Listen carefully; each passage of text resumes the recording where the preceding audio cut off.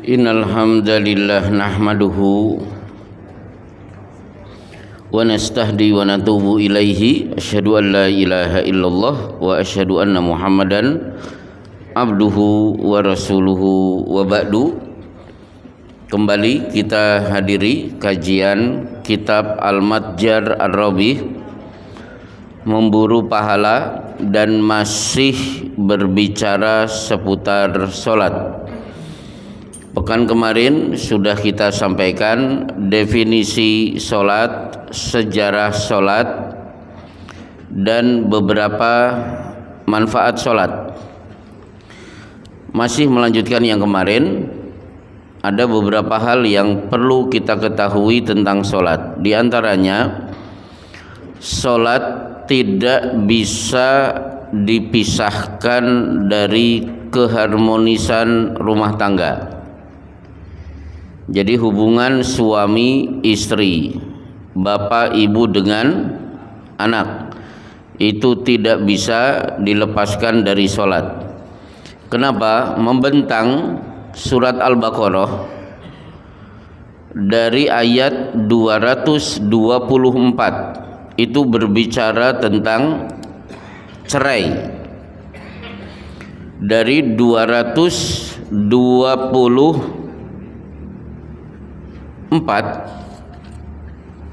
sampai 237. Bisa dibayangkan berapa belas ayat berbicara tentang talak.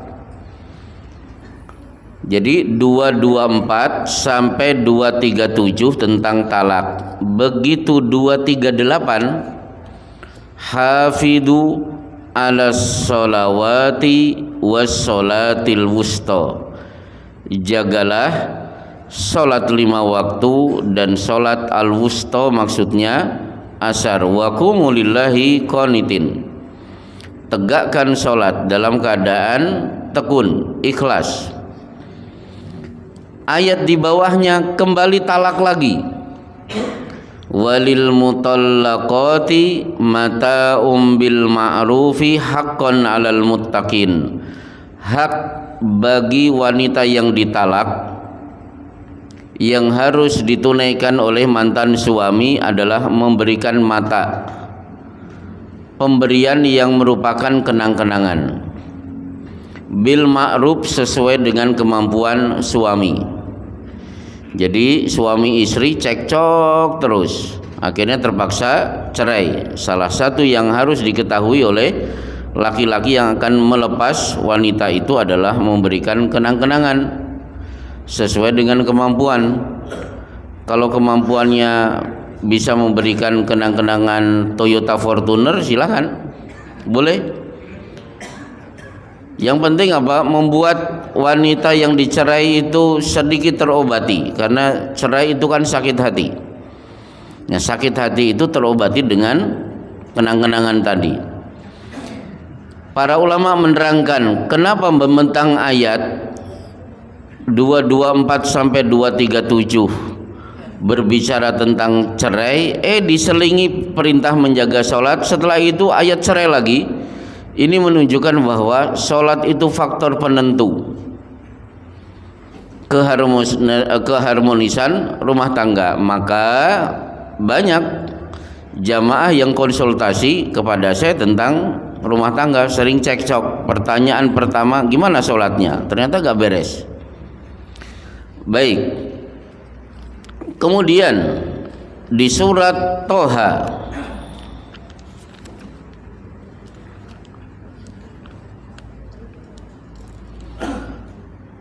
ayat 132, surat Toha ayat 132.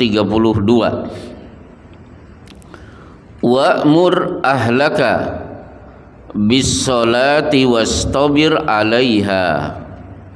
Perintahkan keluargamu untuk menunaikan sholat.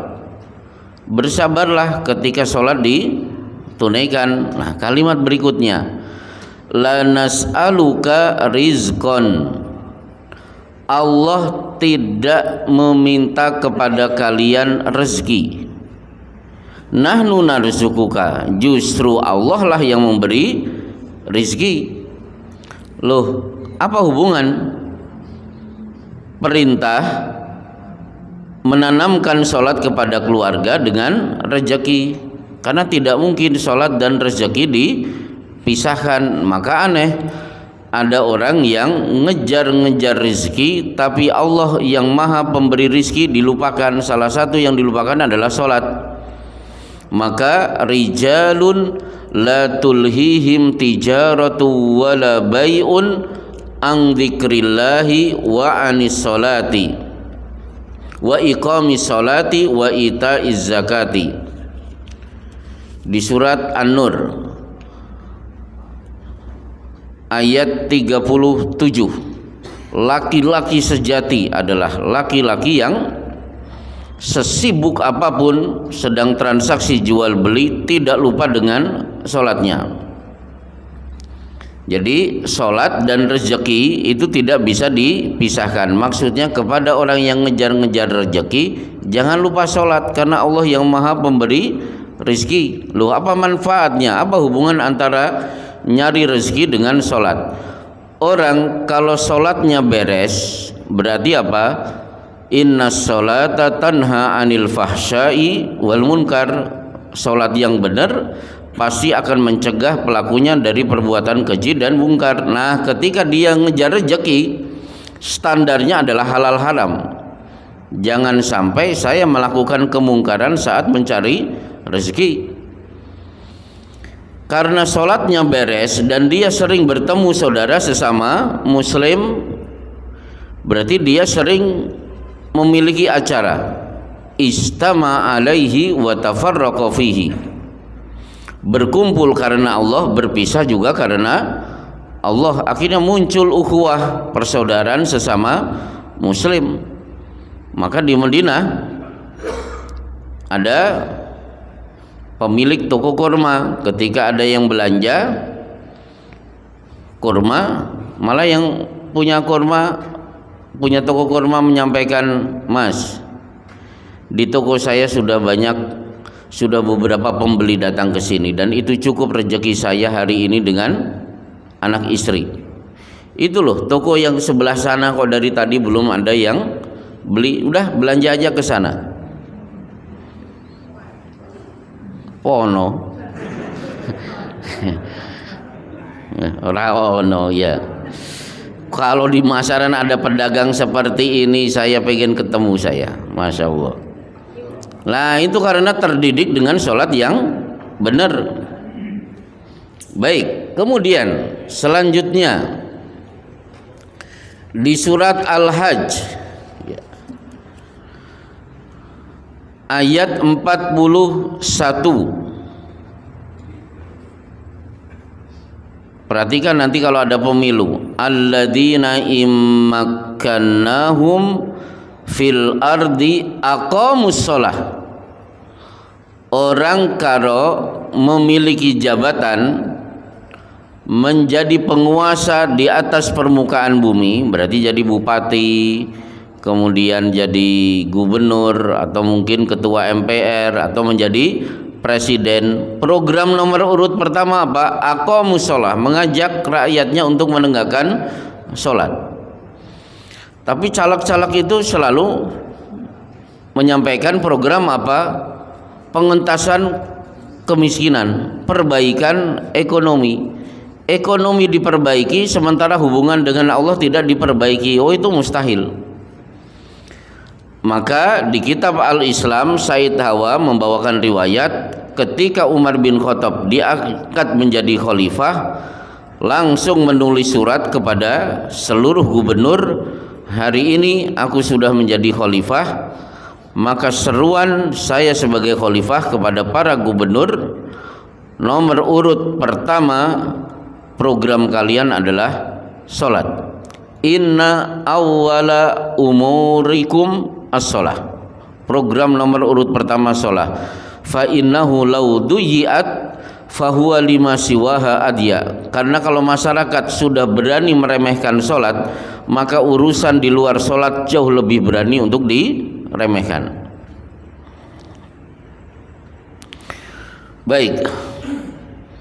Kemudian Akhirnya salat tidak bisa dipisahkan dengan nasib kita nanti pada hari kiamat. Nah, di sini ada beberapa riwayat, di antaranya an Anasin ibni Malikin radhiyallahu anhu qala Rasulullah sallallahu alaihi wasallam inna lillahi malakan yunadi inda kulli salatin ya bani adama kumu ila niranikumul lati awqattumuha fa'atfi'uha. Sesungguhnya Allah memiliki malaikat. Ketika waktu salat sudah masuk, tugas malaikat ini berseru, ayo anak keturunan Adam, berdiri menuju neraka yang sudah kalian padamkan apinya. Maksudnya apa? Ayo tegakkan salat. Jadi nasib kita pada hari kiamat itu ditentukan dengan salat. Neraka dan tidaknya karena faktor salat. Maka betul di surat Al-Mudaththir, dialog penghuni surga dan neraka salah satunya adalah masalakakum fi sakor. Mas, kenapa Anda berada di neraka sakor? Qalu lam naku minal musallin. Karena dulu kami tidak salat. Baik. Nah, kemudian di sini Rasulullah juga bersabda, wa ma yudrikum ma balagat bihi salatuhu innama mathalu salati kamathali nahrin admin ghamrin bibabi ahadikum yaktahimu fihi kulla yaumin khamsa marratin fama tarona fi dzalika hal yubqa min daranihi min syai'. Wahai para sahabat, kalau kalian sehari mandi 5 kali di sungai yang ada di depan pintu rumah kalian, kira-kira tersisa tidak kotoran? Kalau kotoran versi masaran apa? Kokot bolot. Masih tersisa tidak kokot bolot? Tidak tersisa ya Rasulullah. Demikian juga orang yang menunaikan sholat 5 waktu, tidak tersisa sedikit pun dosa karena dia menunaikan sholat 5 waktu. Ibarat bersihnya badan kita karena sehari semalam mandi 5 kali. Padahal kita mandi rata-rata cuma 2 kali, pagi dan sore. Bukan mandi 2 kali itu kemarin dan besok. Wes adus mas, wes kapan deingi, terus kapan meneh sesuk, saiki ora. Nah itu mandi 2 kali. Baik, inilah mukadimah tentang sholat. Akhirnya kita membahas masalah pertama,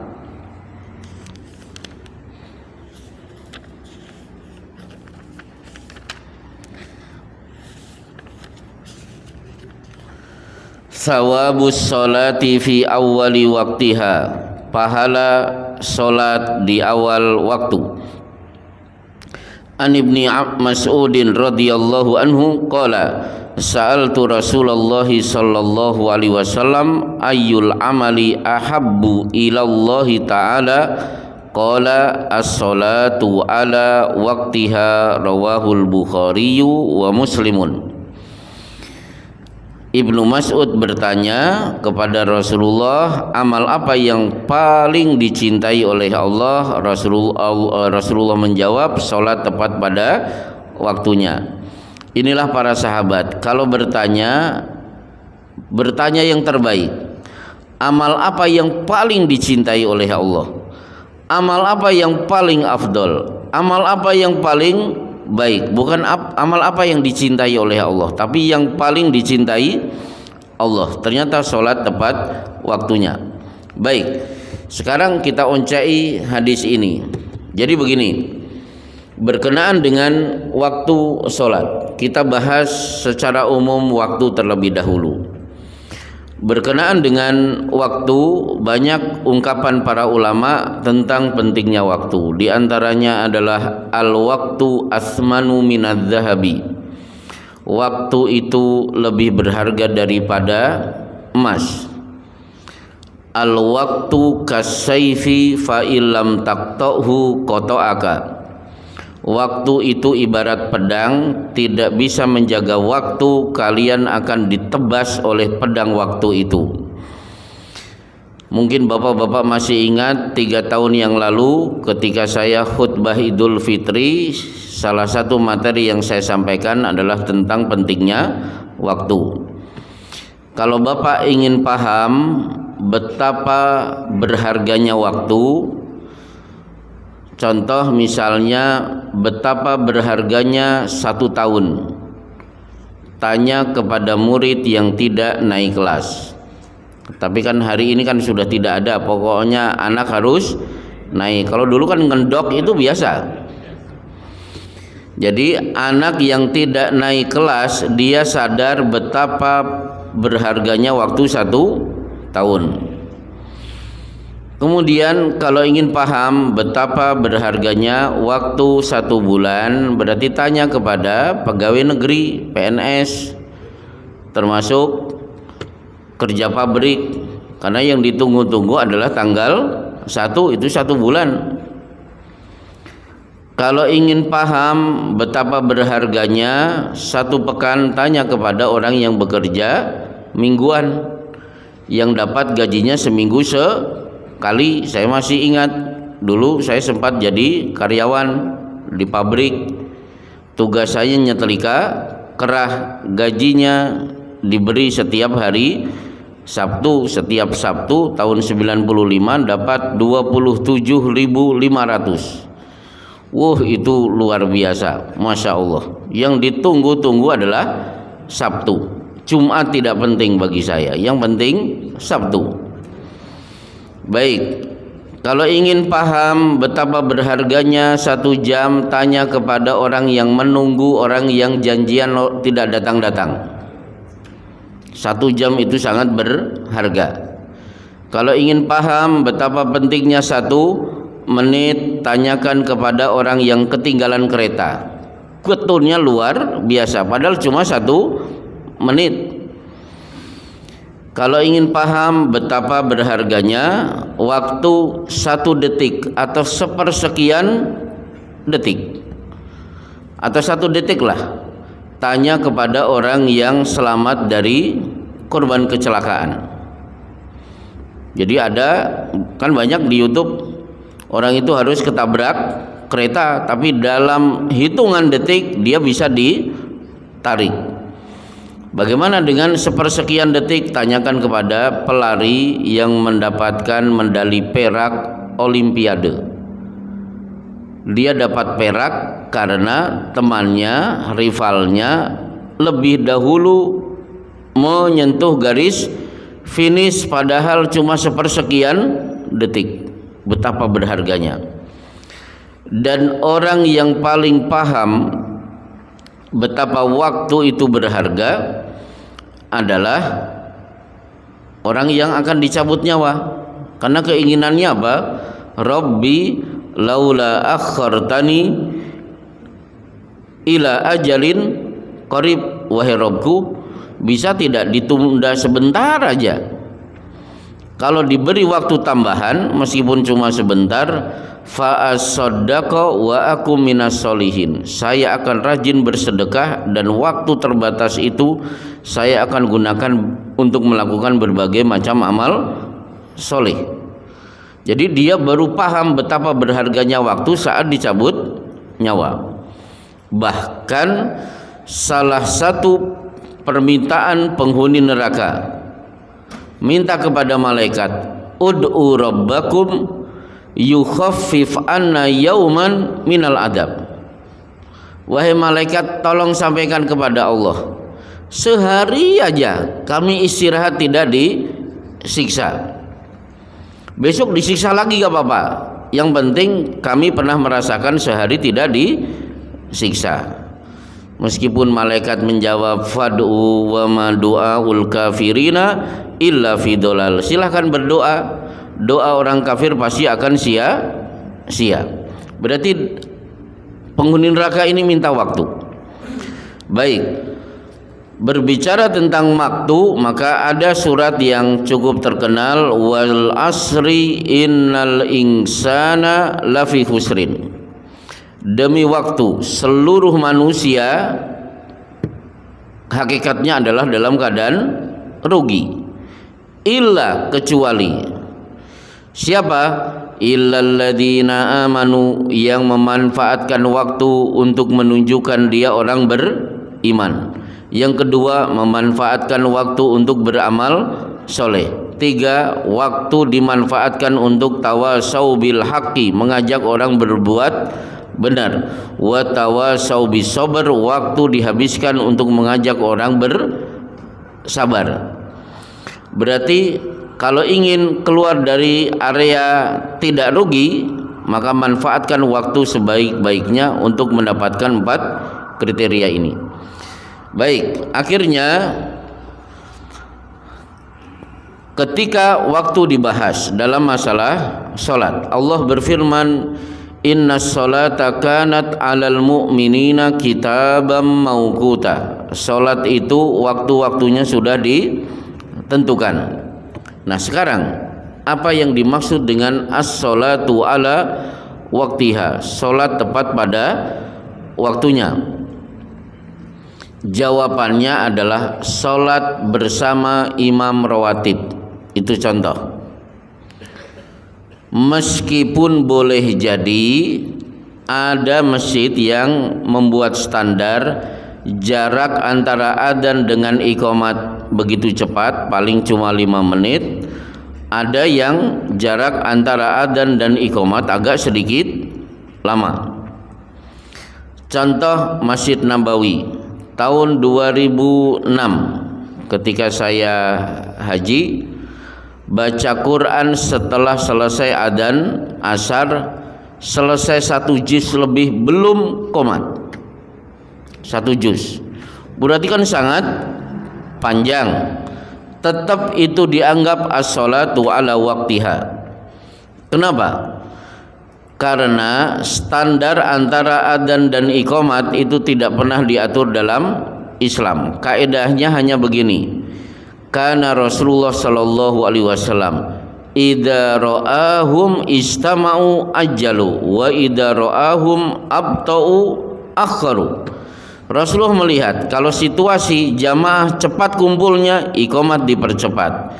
Kalau situasi jamaah agak lambat datang ke masjid, maka iqamat ditambah, diundur. Saya beri contoh misalnya, dulu di Masjidil Haram di bulan Ramadan, jarak antara adzan isya dengan iqamat isya itu bisa 1 jam. Kenapa? Karena jamaah selesai sholat maghrib pada pulang ke hotel untuk santap berbuka setelah takjil. Otomatis tidak mungkin mereka akan cepat-cepat ke masjid. Sampai ke hotel mereka makan, sedang layeh-layeh adzan berkumandang. Enggak mungkin jarak antara adzan dan iqamat cuma 5 menit. Maka pihak takmir Masjidil Haram, jadi di sana juga ada takmirnya, menetapkan 1 jam jarak antara adzan dan iqamat supaya jamaah masih bisa sempat pergi ke Masjidil Haram. Itu juga disebut as-salatu ala waktiha. Baik. Nah, kemudian yang kedua, bicara tentang tepat waktu, maka ada satu kelompok kalau sholat suka diundur. Siapa? Orang munafik. Ciri khas orang munafik, sholat itu taswif. Taswif itu bahasa masalahnya tidak segera ditunaikan. Tilka sholatul munafik, itulah sholatnya orang munafik, jangan ditiru. Yajlisu yarkubu syamsa hatta ma baina qarnai syaiton, duduk layeh-layeh padahal waktu asar sudah masuk. Giliran matahari hampir angslup antara 2 tanduk setan, tergopoh-gopoh menunaikan 4 rakaat begitu cepat karena takut matahari sudah tenggelam. La yadhkurunallaha illa qalila, mereka tidak ingat kepada Allah kecuali sedikit. Jadi mengulur-ngulur waktu sholat itu ciri munafik. Baik, Tapi dalam Islam ada beberapa sholat yang boleh diundur. Satu, sholat Isya yang sering disebut dengan atamah. Pernah Rasulullah memundurkan waktu sholat Isya sampai hampir menjelang pertengahan malam, dan beliau bersabda, innahu la waqtuha laula an asyqa ala ummati. Menunaikan sholat Isya menjelang pertengahan malam itu waktu terbaik seandainya tidak memberatkan umatku. Prakteknya apa? Ada di Bekasi beberapa kajian, ba'da maghrib kajian 1 jam, tanya jawab setengah jam. Waktu Isya datang, diskors pengajian, adzan berkumandang, adzan selesai, dilanjutkan dengan kajian lagi sampai jam 8. Nah, jam 8 baru iqamat. Ini contoh sholat yang boleh diundur. Yang kedua, ketika puncak musim panas, bagi bapak-bapak yang kemarin haji pasti merasakan sengatan matahari luar biasa. Sementara zaman Rasulullah masjid itu tidak ada atap. AC gak usah dibahas, itu mah udah jelas AC. Tapi angin sepoi-sepoi kan ada. Ya. Akhirnya apa? Rasulullah Shallallahu Alaihi Wasallam bersabda, "Idzastaddal harru fa'abridu bisolah." Kalau kita berada di puncak musim panas, silahkan diundur sholat duhur sampai udara agak sedikit berkurang panasnya. Itu yang kedua.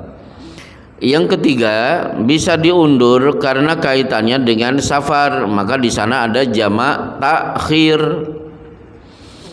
Saya akan tunaikan sholat duhur dan asar nanti jam 4. Kenapa? Bus berhenti di rest area jam 4 misalnya, berarti ini kan diundur.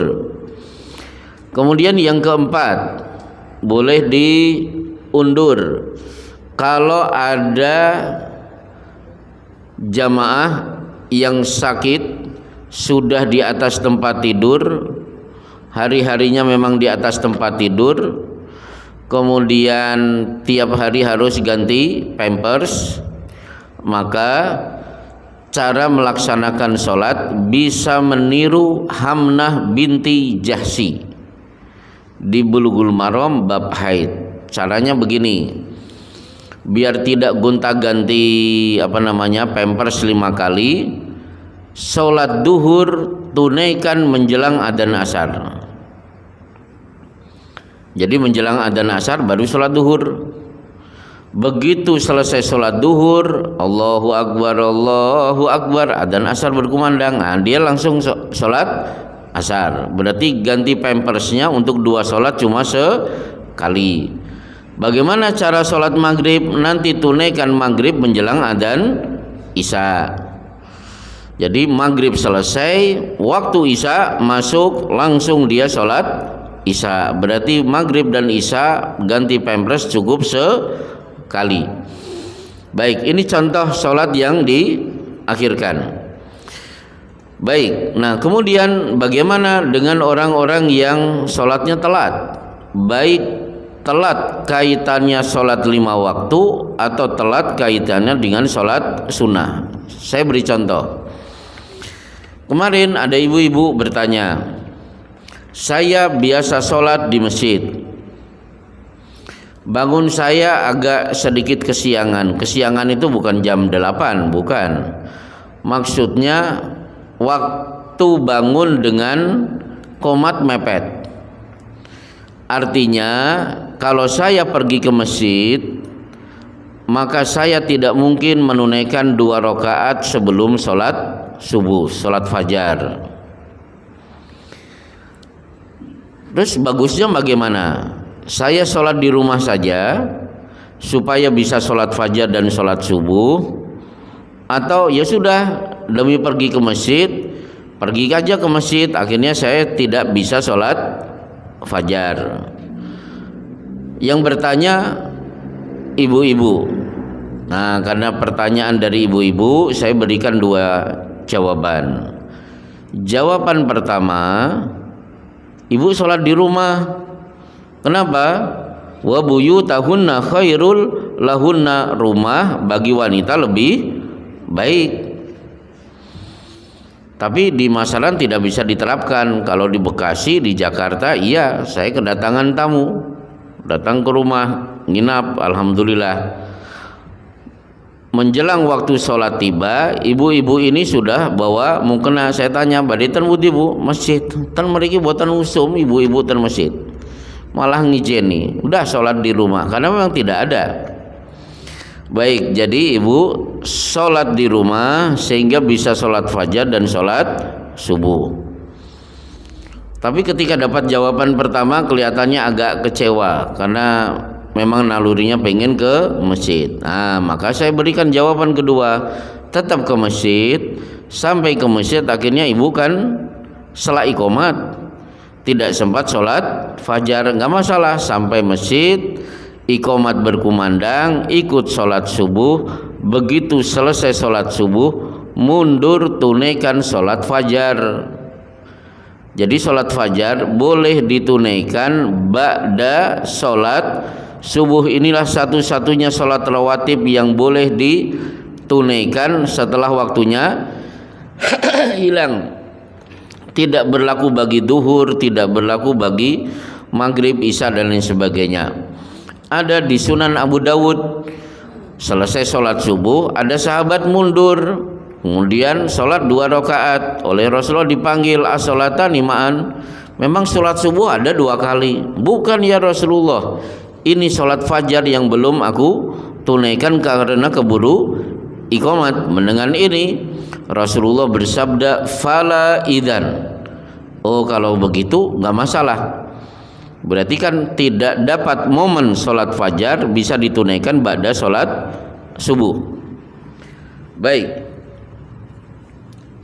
termasuk Rasulullah Shallallahu Alaihi Wasallam pernah telat sholat subuh. Perjalanan pulang dari perang, perjalanan malam hari melelahkan, akhirnya Rasulullah sepakat dengan para sahabat harus istirahat. Tapi harus ada yang menjamin tidak kesiangan. Siapa yang siap tidak tidur? Saya ya Rasulullah. Bilal. Udah, yang lain tidur, Bilal berdiri dengan tegak. Nyenyaknya para sahabat membuat Bilal juga terpengaruh. Mosok sih saya harus berdiri terus, kan capek, pegel. Akhirnya duduk tegak, lama-lama melengkung, bruk, tidur juga. Baik, akhirnya siapa yang bangun duluan? Rasulullah. Kenapa bangun duluan? Karena wajah beliau tersengat oleh sinar matahari. Berarti bisa dibayangkan sudah jam 7. Bagaimana Bilal? Ya Rasulullah, belum pernah aku nikmat senikmat ini dalam tidur. Ayo kita berdiri. Hada makanul ghaflah, ini tempat yang membuat kita secara berjamaah kesiangan. Ini tempat yang tidak bagus, jangan sholat di sini. Ayo berdiri, lanjutkan perjalanan. Ketika melanjutkan perjalanan ternyata ketemu sumber mata air. Para sahabat wudu, Bilal mengumandangkan iqomat, mengumandangkan adzan. Setelah adzan, para sahabat melaksanakan sholat fajar. Setelah itu baru iqomat dan sholat subuh. Jadi meskipun kesiangan, sholat fajar tetap ditunaikan. Baik, kemudian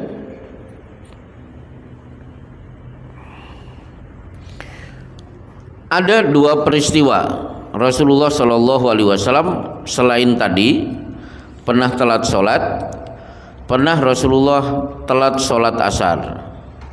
Kalau tadi sholat subuh. Kapan? Pada perang Khandaq. Demi keselamatan kaum muslimin di kota Madinah, maka harus membuat parit. Parit digali. Waktu asar sudah masuk, kata Rasulullah, jangan hentikan terus, ini musuh sudah dekat. Ternyata apa? Begitu matahari terbenam baru parit selesai dibuat. Akhirnya dengan geram Rasulullah bersabda, mala Allahu kuburahum sagoluna an salatil wusta ay salatul asr. Aku doakan semoga kuburan-kuburan orang-orang kafir nanti dipenuhi dengan bara api neraka gara-gara mereka kita terlambat sholat asar. Akhirnya Rasulullah sholat asar, dilanjutkan maghrib, setelah itu tidak lama kemudian sholat isya. Nah, inilah sebagai jawaban, karena saudara-saudara kita tetangga sebelah kalau melaksanakan dua sholat, prinsipnya tunaikan sholat sesuai dengan waktunya dulu, tidak sesuai urutan. Contoh begini, maghrib dan isya belum ditunaikan karena perjalanan, akhirnya jam 8 bis berhenti. Pemilik waktunya apa? Isya. Maka saudara kita biasa melaksanakan kapan? Isya dulu baru maghrib. Pernah mendengar Pak? Pokoknya tetangga sebelah kita lah. Jadi yang benar pemilik waktu, karena ini jam 8, siapa yang punya? Isya. Jadi isya dulu baru maghrib. Yang benar apa? Tetap sesuai dengan urutan. Mana dalilnya? Itu pada perang Khandaq. Terlambat sholat asar, waktu maghrib sudah masuk, akhirnya Rasulullah melaksanakan sholat asar baru maghrib, bukan maghrib dulu baru asar. Ini menunjukkan bahwa tunaikan sholat sesuai dengan urutan, tidak berdasarkan pemilik waktu. Baik, insya Allah cukup selesai. Inilah kajian kita, masih ada 5 menit untuk tanya jawab, saya persilahkan. Oke, monggo.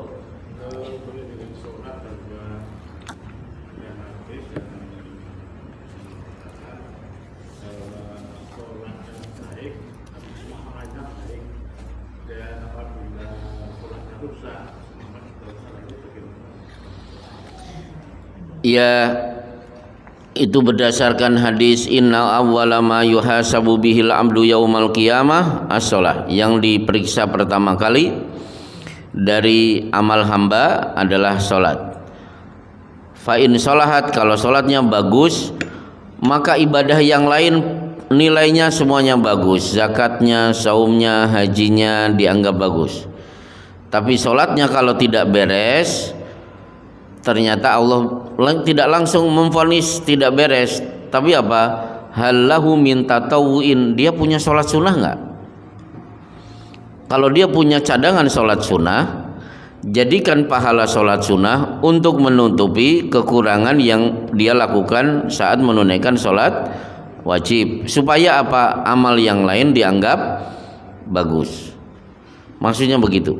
Jadi sebagus apapun zakat, infak, sodakoh, baca Quran, sholatnya tidak beres, nilainya juga tidak bagus. Baik, ada lagi? Cukup? Waktu isya kelihatannya sebentar lagi akan berkumandang.